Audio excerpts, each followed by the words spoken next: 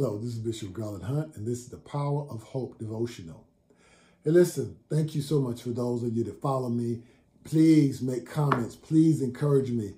Sometimes I wonder who I'm talking to. Is anybody listening to me?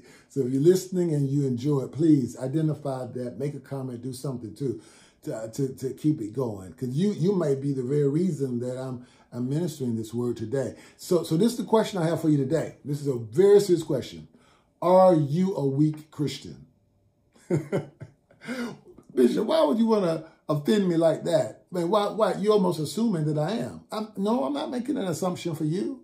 But I'm saying then, are you a weak Christian? And then I even go further and say, are you around a bunch of weak Christians? Because weak Christians produce weakness. And so let me just go, can I jump into it right now? I'm trying to do this thing in 5 minutes. One of the scriptures that I love here, it says, be on guard, stand firm in the faith, be courageous and be strong. We have to know that you're building a strong tower. You're called to be strong. Another scripture says, a final word, be strong in the Lord and the power of his might. It's because we're in a spiritual warfare. So he says, be strong. He's calling us to be strong in the Lord. Don't back down. You got to be strong in the Lord. You got to do this. But I want to tell you that I think Christianity, particularly around this virus, and I don't know where it is, but I think fear comes in. I think people have been pulled away from each other. I think churches are afraid to meet. And so as a result of that, what we produce are weak Christians. And let me just give you an example. You mind if I tell you what weak Christians are? Yeah, so this, why am I saying this? Because I want you to watch your associations. If you don't think you're weak, then you need to watch your associations of weak Christians. Because unless you're making them stronger, they may be sapping your strength and causing you to be weak. So let me just say, first of all, a weak Christian has no real commitment to do the will of God. A weak Christian has no real commitment to the will of God. They're pretty much self-centered. They're pretty much making their own decisions. And they may pray, but they want the Lord to answer their decisions, follow their will as opposed to them following God's will. So pretty much they're independent. They're not really committed to doing God's will. It's my will, and I want God to bless my will. That's a weak Christian because you're not committed to the will of God.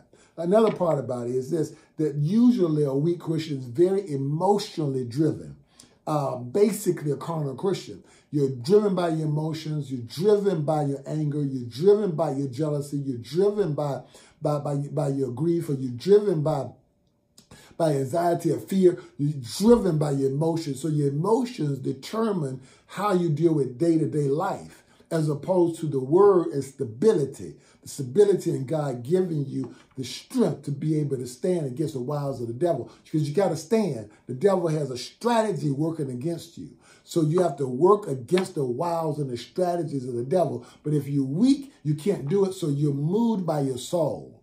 And your soul is leading you. And then also, I want you to be careful. I mentioned to you, Christians, don't be unequally yoked together with weak believers. Now, what do I mean by that? I mean, I guess I got to ask the question, who's influencing who?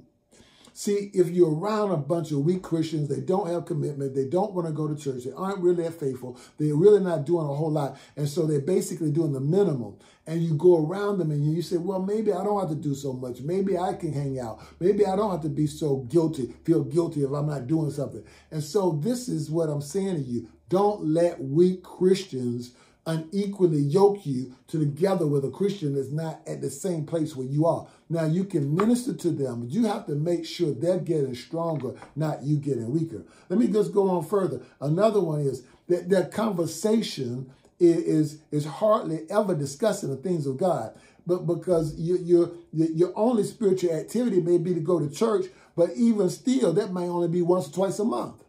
So you got to be careful. Listen to the conversation. If the conversation doesn't mention the Lord, it's supposed to be a Christian, and they don't talk about Jesus, they're not even in the Word. A weak Christian also is not reading his Bible. A weak Christian is not reading his Bible, and they don't really care whether they're around the things of God or not. That's not a priority.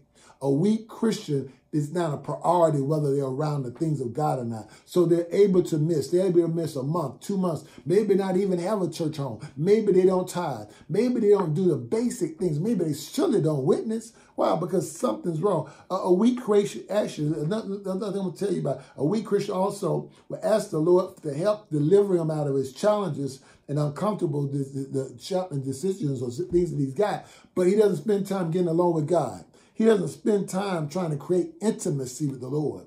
So you will cry out to God for your circumstances, but you don't cry out to God out of intimacy with God. Don't be a weak Christian. You have to be strong in the power of his might. This is Bishop Garland Hunt. This is the Power of Hope, the devotional. I'll talk to you next time.